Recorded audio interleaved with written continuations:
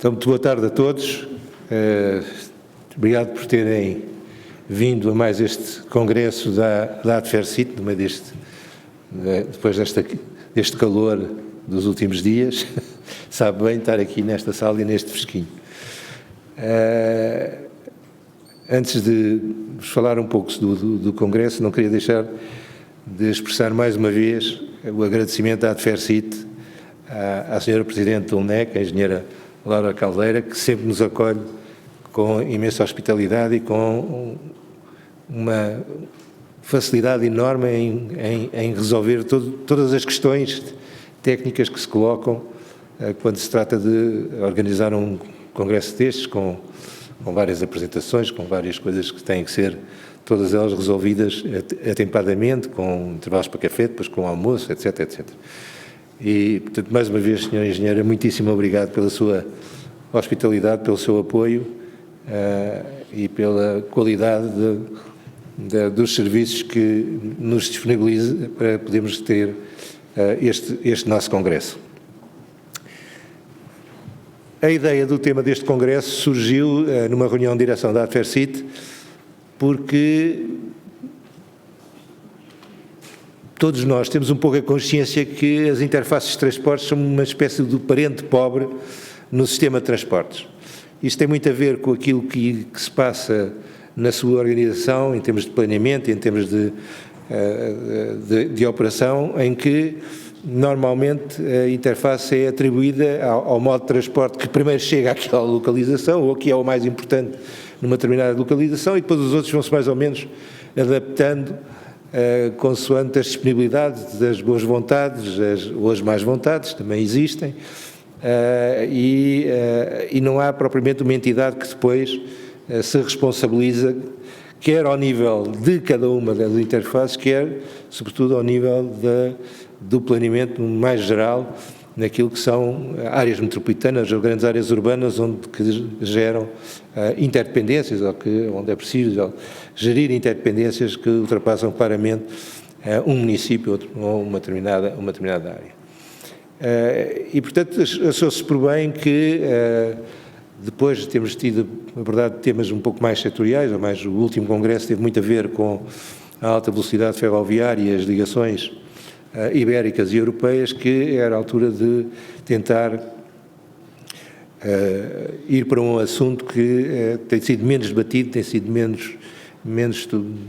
menos analisado, e onde parece que continua a haver uma dificuldade muitíssimo grande em encontrar uma entidade pública que seja de facto responsável por estes importantes elementos de um sistema de transporte, que normalmente são aqueles que falham mais, e todos nós já passámos por algumas destas situações bem complexas, que se agravam de uma forma absolutamente evidente, como estamos agora todos a presenciar em Lisboa, mas se tivessem ido ao Porto encontrariam também o mesmo tipo de problemas, quando um dos modos, sobretudo um modo pesado, está a desenvolver obras de expansão e que baralham por completo todo o funcionamento do sistema, e tem mais a ver com a facilidade com que os diferentes técnicos e as diferentes administrações contactam entre si para resolver o problema, do que propriamente derivado de alguma orientação, de algum tipo de regulação, de algum tipo de normativa, de algum tipo de entidade responsável por isso. Ora, eu creio que no século XXI, sendo certo, para mim pelo menos, que o fator humano é extremamente importante em qualquer tipo de instituição e em qualquer tipo de organização, em que nós podemos ter as regras melhores de todas, podemos ter as instituições absolutamente afinadas, mas que depois as pessoas não se sintam minimamente ligadas àquilo que estão a fazer e a terem prazer naquilo que estão a fazer e terem a percepção e uma cultura que ultrapassa essa mesma instituição, acabamos sempre por funcionar em silos e acabamos sempre por criar rivalidades onde deveriam existir cooperações.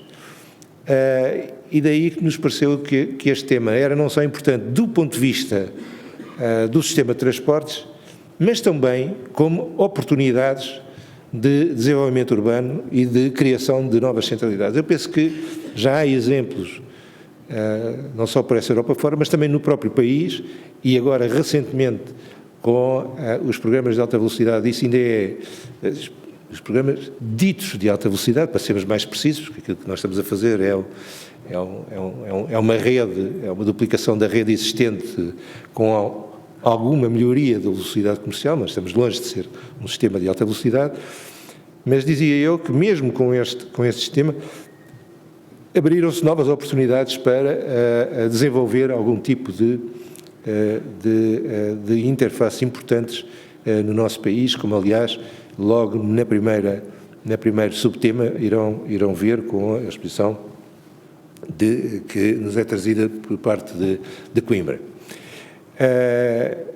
E portanto achamos que era interessante juntar as duas coisas, ter por um lado a noção clara que uma interface de transportes é um elemento-chave para o bom funcionamento do sistema na sua globalidade, e que essa interface é uma interface que não se pode limitar aos modos mais pesados, ela deve ir desde o acesso a pé até, de facto, a uma boa correspondência entre os modos com maior capacidade de transporte, mas que constituem normalmente oportunidades importantes de promover a renovação urbana, promover a reabilitação, promover a criação de novas centralidades e, portanto, áreas importantes de desenvolvimento urbano e económico, inclusivamente, em determinadas áreas. E daí o tema do Congresso, e não me vou alongar mais sobre isso, nós iremos abordar fundamentalmente 3 grandes áreas nesta matéria. Por um lado, a questão da centralidade urbana, onde vamos ter, infelizmente, uma falha nas pessoas que estavam para participar. O Presidente da Ordem dos Arquitetos teve que se ausentar para Paris e só ontem é que soube disso, por uma boa razão. Vai discutir na Unesco a classificação da obra de Cisa Vieira como património da Unesco, do ponto de vista da coisa, e portanto foi uma reunião que foi marcada praticamente em cima da hora, daí temos pena de ele não estar presente, porque achávamos que era muito importante ter no debate o representante dos arquitetos portugueses nessa matéria, mas teremos outras contribuições igualmente importantes nessa área. O segundo tema tem a ver muito com o planeamento, a gestão e a concretização das interfaces de transportes e, por último, como é que se montam estes projetos e como é que eles se financiam. Nós discutimos muito internamente se devíamos trazer pessoas estrangeiras para falar sobre isto e depois achámos que era preferível discutir internamente, sem prejuízo da ADFERCIT, depois fazer dentro das suas ADFERCIT Talks. Vocês já sabem que tempos a tempos há uma videoconferência sobre um determinado tema, de chamar pessoas que estiveram ligadas a grandes projetos de interfaces nesta Europa e que são, de alguma forma, casos exemplares do ponto de vista da articulação, não só entre sistemas de transportes, de vários modos de transporte, que vão, num dos casos, vão desde a alta velocidade até à partilha das bicicletas, e por outro lado, que constituíram projetos urbanos de uma grande dimensão e de algum sucesso. Aquele que nós falámos muito em 2, um que tinha a ver com a nova Estação Central de Berlim, que é de facto uma situação absolutamente notável desse ponto de vista. A primeira vez que estive lá só havia uma estação ferroviária, o só é com muitas aspas, não é? Portanto, o só são vários níveis de sistema de transportes, que vão desde a alta velocidade até ao metropolitano e aos autocarros, como é evidente, creio que em 2019, mesmo antes da pandemia, aquilo que era o novo bairro em volta da Estação Central é uma coisa absolutamente impressionante. Como é que em tão pouco tempo foi possível dar aquele arranque importantíssimo. Depois há um outro caso na Suíça também muito interessante, uma dúvida entre Lausanne ou Genebra.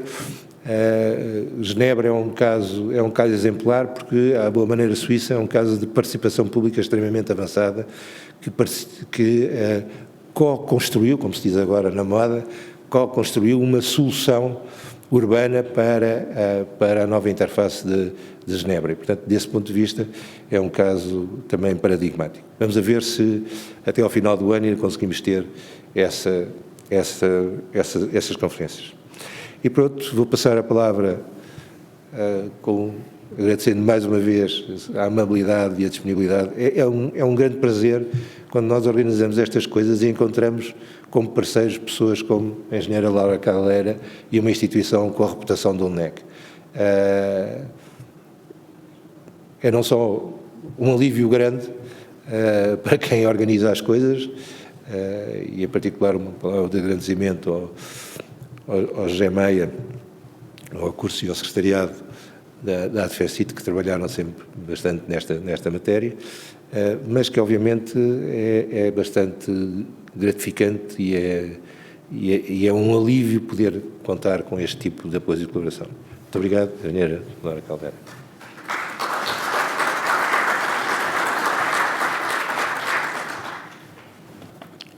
Excelentíssimo Sr. Professor Nunes da Silva, Presidente da Associação Portuguesa para o Desenvolvimento dos Sistemas Integrados de Transportes, muito obrigado pelas suas palavras tão amáveis.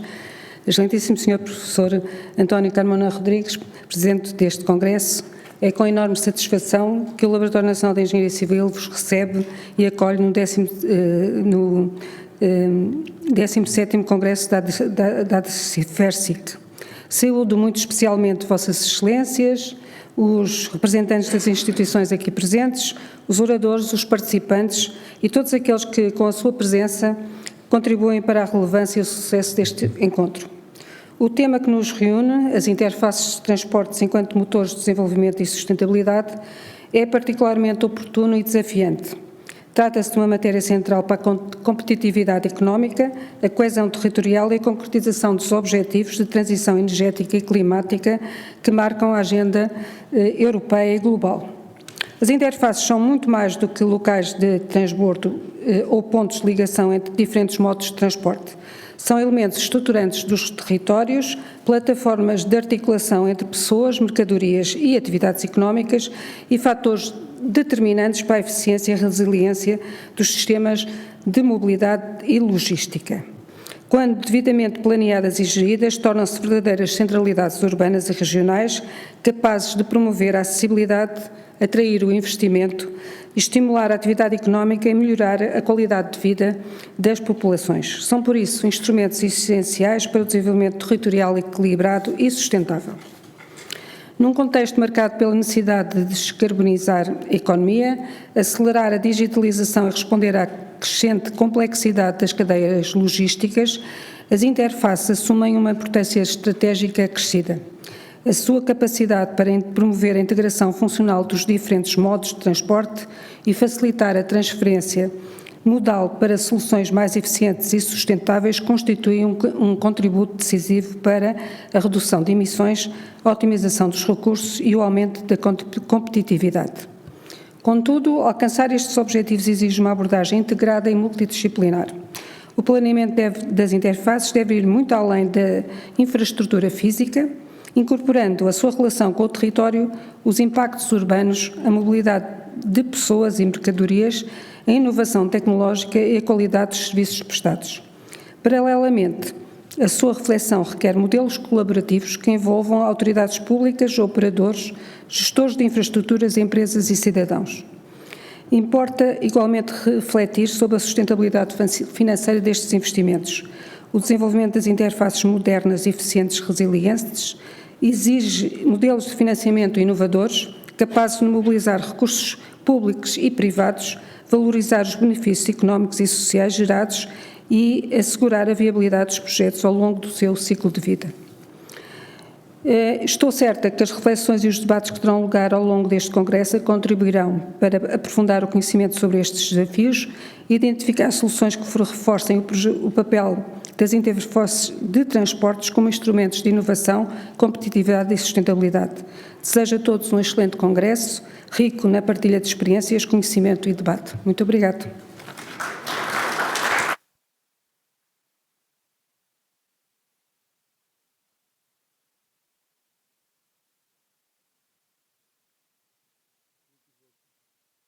dar a palavra ao nosso Presidente do Congresso, o professor António Carmona Rodrigues, que desde já agradeço ter-se disponibilizado para presidir este Congresso e a colaboração que deu e as sugestões que deu na organização do mesmo.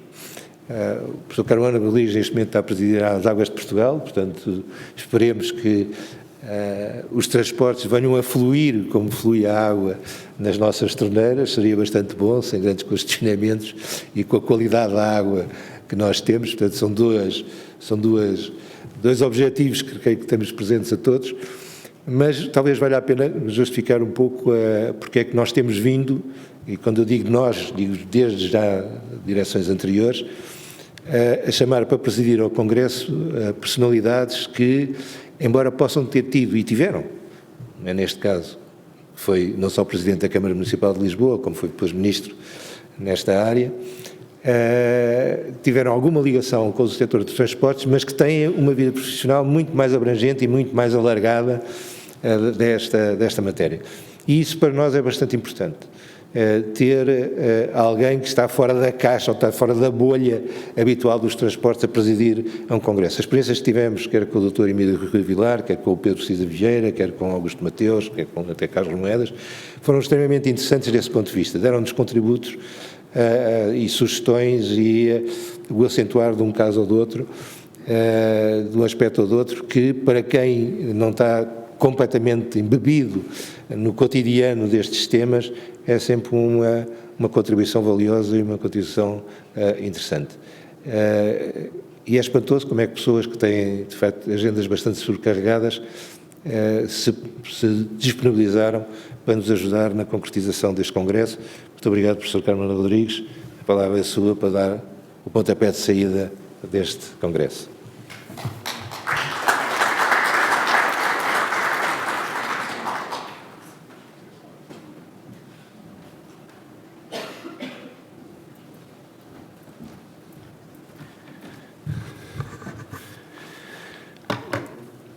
Sra. Engenheira Laura Caldeira, Presidente desta instituição, Laboratório Nacional de Engenharia Civil, que é instituição de referência, não só na engenharia, mas em todo o país, e onde é sempre um grato prazer regressar, onde eu comecei como estagiário há 48 anos, e, portanto, ao longo destes anos, muitos momentos muito importantes para a engenharia, tive a oportunidade aqui também de estar envolvido e de participar. Meu caro professor Fernando Nunes da Silva, meu caro amigo, Presidente da direção da ADFERCIT, a quem eu agradeço o desafiador convite para presidir este Congresso e que não podia dizer que não, porque pese embora ser conhecido que o meu mundo é mais o da água, na realidade fui chamado a ter responsabilidades políticas também neste setor há 23 ou 22 anos, razão pela qual também sempre senti depois ligado para toda a vida e vou acompanhando muito com muito interesse e muito envolvimento, digamos, tudo o que diz respeito, digamos, ao transporte, digamos, ferroviário. Portanto, minhas senhoras e meus senhores, distintos convidados, caros colegas, participantes, é, de facto, com grande honra e sentido de responsabilidade que vos dou as boas-vindas ao 17º Congresso Nacional da ADFERCIT. Quero começar por agradecer a presença de todos, representantes de instituições públicas, operadores, empresas, academia e especialistas, que fazem deste Congresso um espaço privilegiado de reflexão sobre o futuro dos sistemas de transportes em Portugal.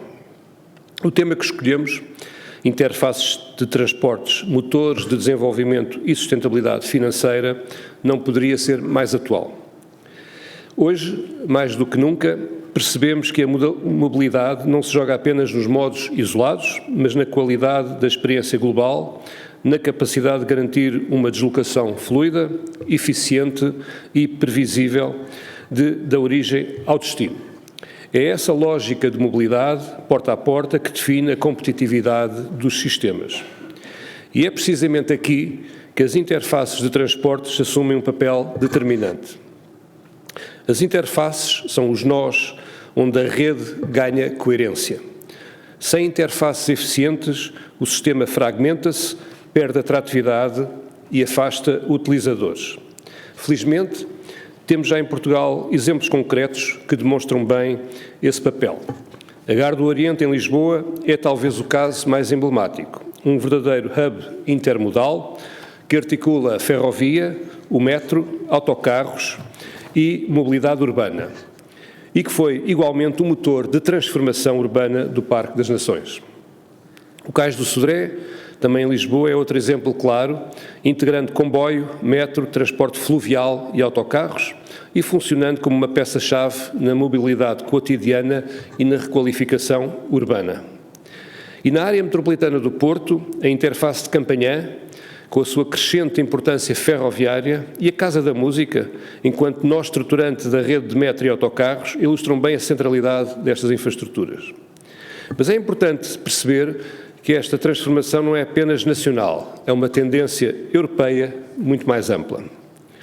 Como foi aqui dito, e se olharmos para cidades como Berlim, verificamos que os grandes nós intermodais, como a Hauptbahnhof, foram concebidos como verdadeiros centros urbanos, integrando múltiplos modos de transporte com serviços, comércio e espaços públicos, com impactos significativos na dinâmica económica e na valorização urbana envolvente.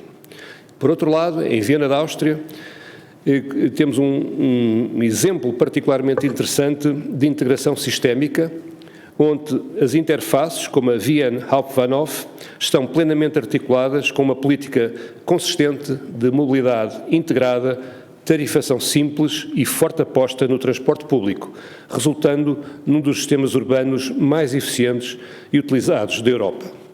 Estes exemplos mostram-nos que as interfaces são muito mais do que pontos de transbordo.